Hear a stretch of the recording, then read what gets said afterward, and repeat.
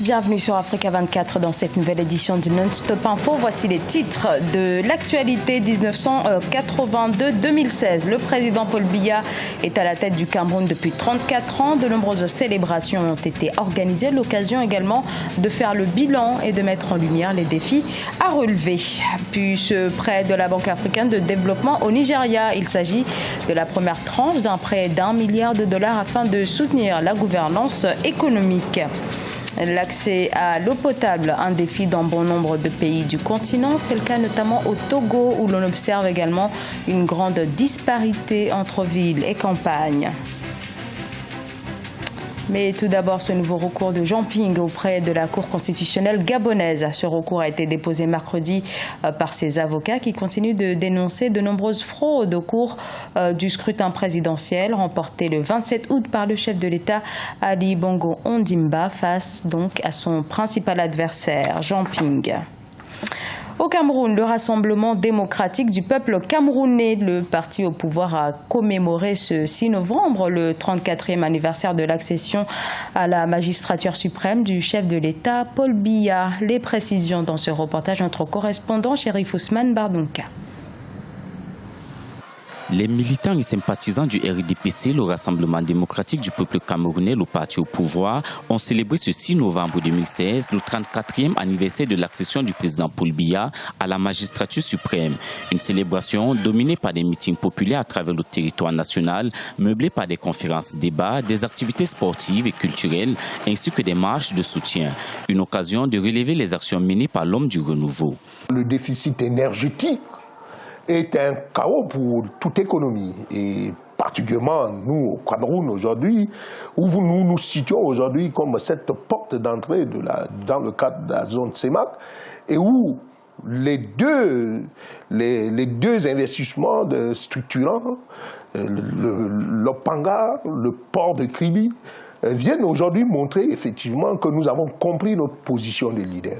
Sur le plan législatif, les lois d'exception ont été abolies, les libertés consacrées, le multipartisme restauré.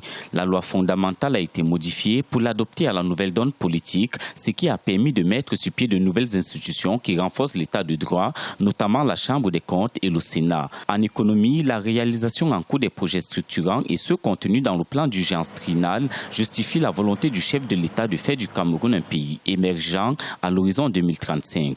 Au-delà de ces réalisations, le volet social reste à parfaire. Il faut mettre un ton dans le cadre sanitaire parce que le plateau technique vient, avec tout ce que nous avons mis comme des évacuations sanitaires, nous montre effectivement qu'on doit revoir notre plateau technique. Le thème de ce 34e anniversaire du renouveau interpelle les militants du RDPC et les Camerounais à s'allier derrière le président Paul Biya pour soutenir le mouvement sportif camerounais en vue du renforcement de l'intégration nationale et de la coexistence pacifique et une collaboration mutuelle bénéfique entre les peuples et les nations. Ces ambitions politiques restent encore floues pour bon nombre de Mauritaniens, mais l'ancien président de la transition, Eli Ould Mohamed Vall, se dévoile de plus en plus dans le débat politique et sur ce point, il ne manque pas de critiquer la gouvernance actuelle de son pays. Deogracias Podo. L'ancien président de la transition mauritanienne, Eli Ould Mohamed Vall, ne cache pas son mécontentement par rapport à la gestion actuelle du pays. Pour lui, les autorités actuelles n'ont toujours pas réussi à consolider les acquis des efforts qui ont été consentis par le passé. Il dénonce un fort taux d'endettement, une restriction des libertés et une corruption inquiétante. Entre 2005 et 2007, l'ex-président estime avoir instauré la transparence et la bonne gestion des ressources financières, des facteurs qui auraient pu contribuer à la croissance économique du pays.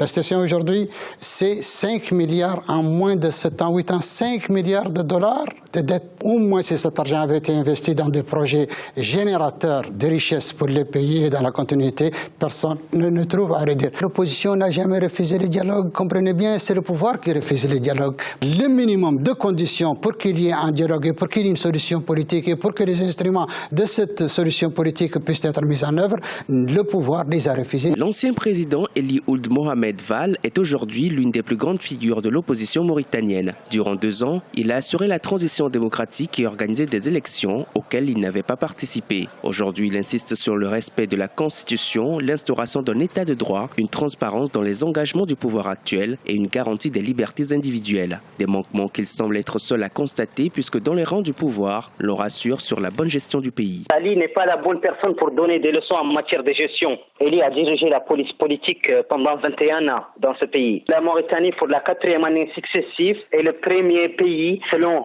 Reporters sans frontières, en matière de liberté d'expression dans le monde arabe. La libéralisation des ondes pour l'audiovisuel a eu lieu sous le régime du président Mohamed Abdelaziz. Les médias privés sont accessibles à toute l'élite mauritanienne. Il n'est pas question de remettre en cause le niveau de liberté d'expression aujourd'hui. En 2013 puis en 2014, Eli Ould Mohamed Val avait prôné le boycott des scrutins législatifs et présidentiels, dénonçant un manque de clarté dans le processus politique. En 2019, le pays organisera une nouvelle élection présidentielle. Pour certains observateurs, l'ex-chef d'État vise une nouvelle fois la magistrature suprême. Ses récentes sorties médiatiques et autres actions publiques sont considérées comme une pré-campagne pour cette chute électorale. La Banque africaine de développement accorde un prêt de 600 millions de dollars au Nigeria, une somme qui doit permettre au pays de stabiliser sa situation économique fragilisée par la chute des cours du pétrole. Maria Madramé. 600 millions de dollars, c'est le montant octroyé par la Banque africaine de développement au Nigeria. Annoncé ce 2 novembre, cette somme est destinée à contribuer au financement du programme d'appui à la gouvernance économique, à la diversification et à la compétitivité.